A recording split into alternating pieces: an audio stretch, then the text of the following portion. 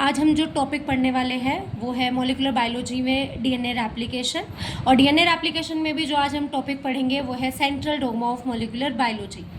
इससे पहले कि आप ये टॉपिक पढ़ें तो मैंने एक क्वेश्चन मेंशन पहले से ही कर दिया है, जिससे कि आप ये क्वेश्चन बाद में अपने आप से सॉल्व कर पाओ अच्छे से। तो इसमें क्या लिखा है, which of the following statement is not correct, ये आपको ट्रू फॉल्स की फॉर्म में करने हैं एंड देन आपको यहाँ पे आंसर टिक राइट कर सकते हो, आराम से आपको आ जाएगा। सबसे पहले हम बात करेंगे कि अगर हम कभी भी डीएनए मॉलिक्यूल से फिर हम डीएनए को ही बना दें, मतलब एक डीएनए मॉलिक्यूल आपके पास है और आप उसकी मदद से दूसरा डीएनए मॉलिक्यूल बनाएं तो उसे कहते हैं रेप्लिकेशन। लेकिन अगर आपके पास डीएनए मॉलिक्यूल है मान लीजिए और डीएनए से आपको बनाना है आरएनए, तो अगर डीएनए कॉम्प्लेक्स मॉलिक्यूल से आप सिंपल मॉलिक्यूल आरएनए पे जाएंगे तो उस प्रोसेस को कहते हैं ट्रांसक्रिप्शन।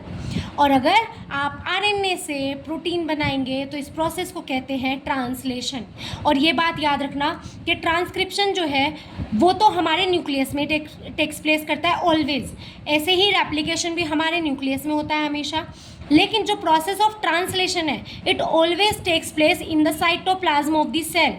अब अगर मैं बात करूं कि क्या ये मैनर यूनिडायरेक्शनल होगा, तो नहीं।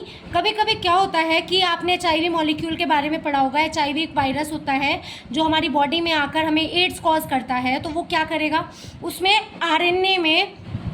आरएनए प्रेजेंट होता है और आरएनए की मदद से वो हमारे अंदर आकर क्या करता है, कोडिंग ऑफ डीएनए करता है।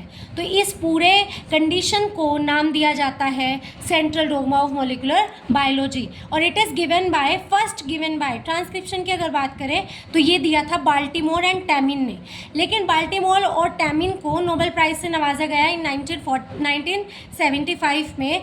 लेकिन जो ये नोबेल प्राइज़ है ना, इन दोनों लोगों को तो मिला, इन्होंने शेयर किया है एक नए साइंटिस्ट के साथ जिनका नाम है आर डेल्बेको।